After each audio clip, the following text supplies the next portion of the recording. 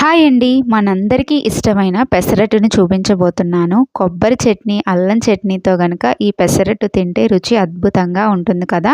అయితే ఎప్పుడు చేసినా చాలా బాగా రావాలంటే ఒకసారి నేను చెప్పిన పద్ధతిని ఫాలో అయిపోండి. ఇక్కడైతే ముందు రోజు రాత్రంతా నేను పెసలు అనేవి నానబెట్టేసుకున్నానండి. చక్కగా మొలకలనేవి వచ్చాయి కదా!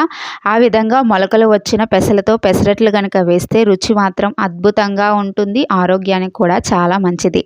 అయితే మీరు ఎన్ని కప్పుల పెసలు తీసుకున్నారో అన్ని కప్పుల వాటర్ గనక వేస్తే మొలకలు అనేవి వస్తాయి. ఇక్కడ చూడండి, చాలా మెత్తగా గంధంలాగా గ్రైండ్ చేసుకోవాలి. అలాగే బ్యాటర్ కూడా పల్చగా కాకుండా కాస్త చిక్కగా ఉండాలి. దోస ప్యాన్ బాగా వేడెక్కాక పెసరట్టు అనేది వేసేసుకోవాలి. అయితే పెసరట్టు వేసేటప్పుడు హై ఫ్లేమ్ మీద ఎక్కువ ఆయిల్ వేసుకొని కాల్చుకుంటే పెసరట్టు అనేది లోపల సాఫ్ట్గా, పైకి క్రిస్పీగా చాలా బాగుంటుంది. ఇంగ్రీడియంట్స్ కూడా నేను కామెంట్ బాక్స్లో పెడతాను, ఒకసారి చెక్ చేసేయండి. థ్యాంక్స్.